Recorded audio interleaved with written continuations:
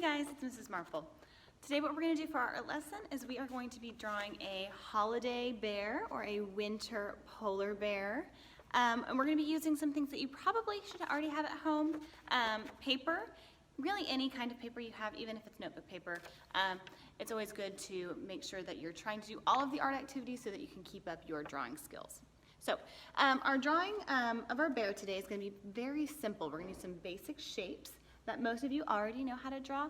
And the idea here is I want you guys to be drawing nice and big. So on our pieces of paper, we're going to be doing large shapes. So if you start small, I want you to try to erase it or flip the paper over to draw a little bit larger. Because as you can see, are we drawing the whole polar bear body today? Nope.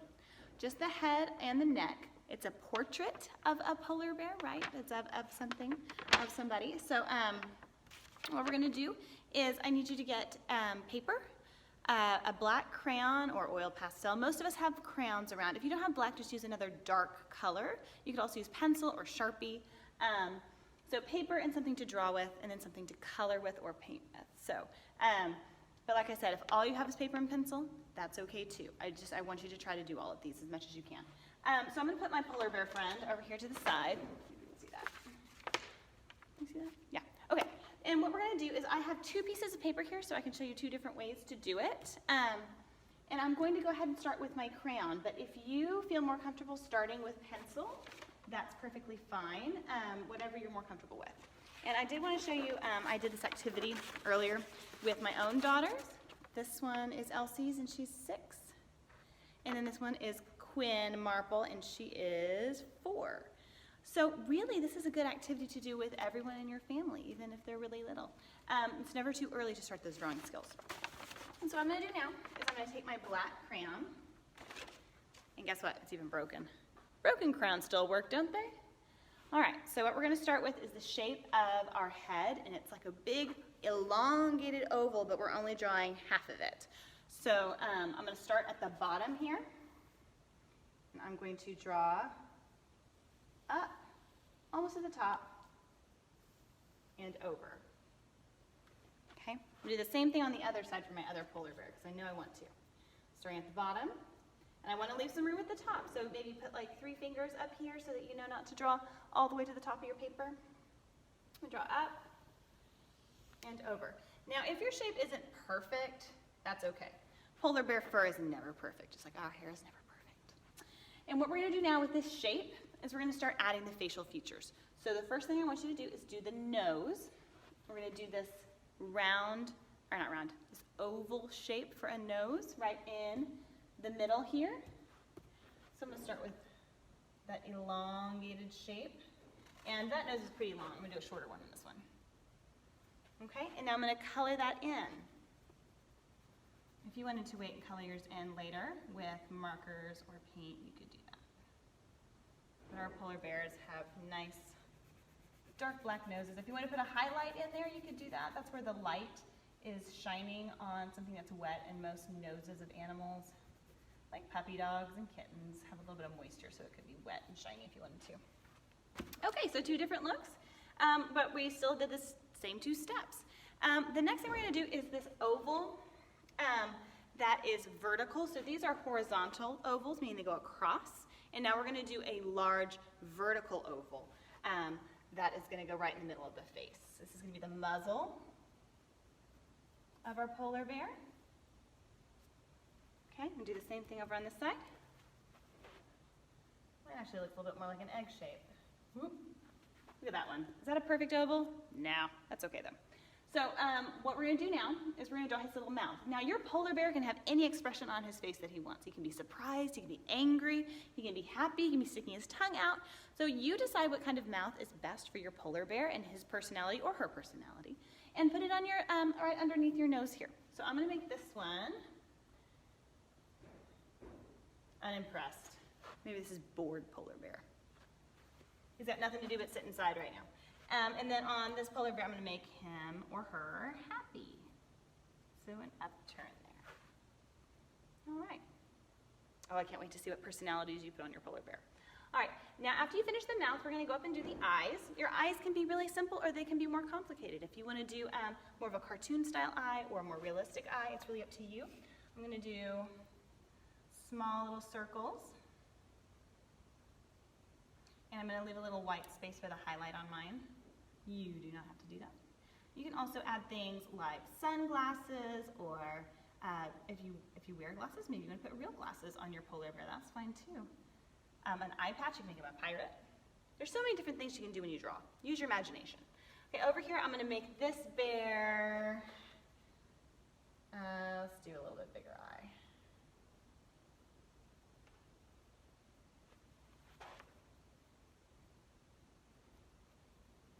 And I'm just going to fill that one in solid. Maybe some eyebrows. There we go. Ooh, all right, there we go. So our polar bears have different personalities. Now they're ready for their ears. Now, before you put your ears on, you might want to think about what kind of hat you want your polar bear to wear. I'm going to attach a picture with the lesson, so you can look at a couple different choices for that. You could do like a Santa hat, you could do a beanie, you could do one of the hats with the fur and the flaps on the side. That's the kind that I have on my bear up here, the one with the furry flaps on the side. Or he could be wearing a baseball hat. He could be having, she could have a bow on her head. Okay, but I just wanted them to be kind of a wintry theme. So, earmuffs, you could do that. Think of something wintry to put on your bear's head.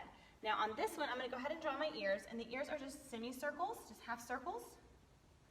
A big one, and then a smaller one on the inside. And you can either color this inside in with black, which is what I'm going to do on this one, or you can color it in with pink or green or rainbow, or you can just leave it white. Use a different color on this one. Use this pink crayon. And you know what? While I have this pink crayon, I think I'm going to give my polar bear some pink cheeks, but just on that one. Okay, so we've got ears on both of them. Now we're going to draw some hats. The easiest hat to draw would be a beanie, and that is just a semicircle or semi-oval on top here, and it can be a tiny little hat, or it can be a nice big hat. It's up to you. I'm going to do a small hat on this bear, and I'm going to do a Santa hat on this bear. So let's worry about this one first, the most simple one. So there's my beanie. It looks pretty plain. I'm going to put a pom-pom on top, and I'm going to put a border on the top. So I'm going to draw a line, and you could do, I'm just going to do a circle. We're going to keep this one real simple. And then I could put patterns in here. I could put shapes. I could put a word on there if I want to put joy or hi, whatever you want to put in there, that's fine. I'm going to put some lines, vertical line pattern here to look like texture, like tactile texture that you, well no, it'd be implied texture. Implied texture is the texture you see. Tactile texture is the texture that you feel. So that just kind of gives a little bit of the illusion of real texture. And then I'm also going to come up here and, oh, no, I'm going to do that part with my other crayons. Okay, hat number one. Hat number two, Santa hat. I'm going to start with my fuzzy brim on the outside. So it's going to be a curved line, a bump, bump, bump, bump, bump. And then I'm going to have a long, sweeping line that comes down. I'm going to have another line, just kind of follow that, and then add a pom-pom at the end. Okay, I love their hats. They're so cute. After you're finished with their hats, I want you to grab your, never mind, we're not done. We still need to do the string of lights that he's tangled up in. All right, here's our lights around his neck. They're going diagonally across his body. They're not straight across like a necklace. It looks like he got tangled up in them, and they're not on, so he's being safe. He's trying to decorate the tree or the house or something, and he just got wrapped up, but it looks kind of cute. So slide that to the side, move this guy back up, and the way we're going to do our lights is we're just going to do a diagonal line going across his body. So I'm going to go from one side to the other, and then maybe on the other side like that. Okay, those are pretty straight lines. If you want to make them look like they're draped a little bit more, a little more realistic, you would do maybe a curved line, and it can go off the page if you want. So two different styles. Both of them are nice. Now once you have your string that your lights are on, you can do a real simple holiday bulb by just putting an oval or a circle on these, or if you want to, you can make them more look realistic with actual bulb shape, and I'll show you what that looks like here in a minute. We're gonna do the simple version right here by just drawing some circles. And when you color these, especially if you were to use those complementary colors red and green together, those are pretty Christmassy, but yours does not have to be a Christmas bear. These can look a little bit more like pom-poms if you want them to. Okay, so there's the first method right there, and if you want to make it look like the lights wrap around the other side, you can do a portion of a light, but it's going to look like it's overlapped by the polar bear. You see how I only drew half of that oval right there? I'm going to draw another one over here. So you see a portion of the bulb, just not all of it, because it's wrapped around him. Now on this other bear here, I am going to make a more detailed bulb by putting a rectangle at the top and then an oval underneath. So I'm going to do my rectangle and an oval. And if it overlaps a little bit, that's fine, because it's going to be colored in later anyway. So maybe I'll just use a dark color there. So rectangle, oval, rectangle. I'm just going to do that all the way across. Remember, if it overlaps, it's fine. Okay. And I did not give myself very much room down here for my bulb, so they're going to definitely be going off the page, and overlapping off the page is perfectly fine. It actually makes it look more realistic. I'm doing that over here. Okay, he is tangled up in lights, both of them. All right, once you get your lights done, I want you to go in and color your bulbs, and I want you to either add some patterns or designs to your hat with your crayons or your paint. So I just have regular crayons because I know that's what most of you guys have at home. So I would come in here and start filling in my design. If you used oil pastels, this part might be a little bit more messy. But the more color you add to your little polar bear, the more fun he's going to be, especially since what color are polar bears? White, right? So the more color you can add, it will really emphasize just how nice and bright and white your polar bear actually is. So what I'm going to do is I'm going to go through and I'm going to color my polar bears. I'm going to come back. And if you have paint, I'm going to show you an extra added bonus that you can try only if you have paint. Remember, crayons are perfectly fine for this project. All right, I'll meet you right back here in a few minutes. Okay guys, we're back. I've had time to color the portions of my bear that I want to. I would like to keep my polar bears white and then do something fun in the background. So for the background of this guy here, I decided to do it all in crayon. For those of you who don't have things like paint at home, it's easy to add some simple circles to your background to make it look like there's snow back there. Right, that snowflakes are normally white. But if you don't want to draw the intricate snowflakes and then color around them, little circles are perfectly fine. So our polar bear is in what we call the foreground. That means the front of our picture. And then we just have a simple background behind him of snow in the sky. So I do want you to try to color your background because your polar bear is probably going to be white. So on this next one, I decided to leave a little bit more empty. I am going to draw some snowflakes using white crayon and then paint over them to create what's called a wax resist. So this is optional, but if you choose not to do snowflakes or something, you can color it rainbow. You can do something in the background to make your polar bear really pop, because right now he looks like he's camouflaged out in the middle of a snowstorm right now. So we need to give it some more color to make it really stand out. So to create a snowflake, I usually just start with two intersecting lines, kind of like a plus sign, and then I add to the plus sign. So you can add extra lines if you want to. If you want to add shapes, you could do that.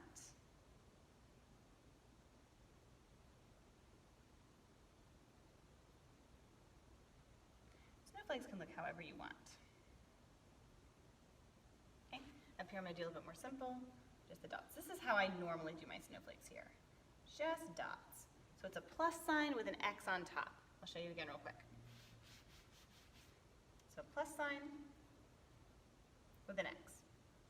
And you could leave it like that, or you could add the little circles on it, which I think the circles are super cute. So I do the circles on mine. All right, so this is what I'm going to do in the background. I'm going to draw them in white, and then I'm going to paint over the top. And you need a nice waxy crayon for this. Again, I only have a broken crayon, but that's fine. It still makes beautiful art regardless. And I'm going to push down pretty hard. And you might not see this. You'll be like, Mrs. Marple, white on white is invisible. Well, it is right now. But when we put paint over the top, all of that's going to be visible again. And I did the same thing on my Christmas lights on his neck. I didn't go over everything in crayon. I just went around the shape. And what that's going to do is it's going to create kind of a barrier, like a fence, to keep my watercolor paint in from dripping onto my bear. So I've drawn some snowflakes in here, and I'm going to always add more later. And now I'm going to get my watercolor set.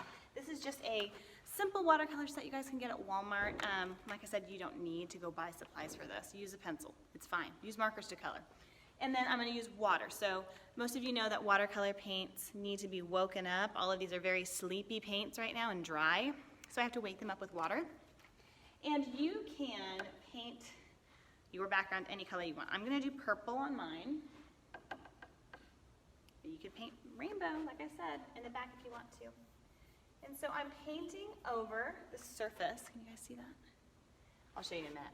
I'm painting over the surface of my background that has that crayon snowflake detail on it. It's hard to paint vertically like this when you're so used to doing it flat. I hope you guys are actually using a table to paint on right now, or draw on. It's a lot easier. So my snowflakes are becoming more visible once I paint over the top. Get it in here. Okay, so there you go. You can see them a little bit better there. And you don't have to stick with just one color. You can blend really easily with your watercolor paints. Make more of a blue in there. And if you change your mind about the color, you can usually go darker, but you're not going to be able to go lighter. So if I wanted to go back over this with a dark blue, I could do that. You see how much darker that one is? So I'm going to go in here and I'm going to paint over my snowflakes, and then I'm also going to paint my bulbs around his neck, and then I'll show you what the finished product is. But I think you guys are going to be really happy with these sweet little holiday bears with their winter wear. When you're done, make sure that you guys take a photo and attach it to the Seesaw lesson at the very end, include your picture, and then hit the green check mark to submit. I can't wait to see them.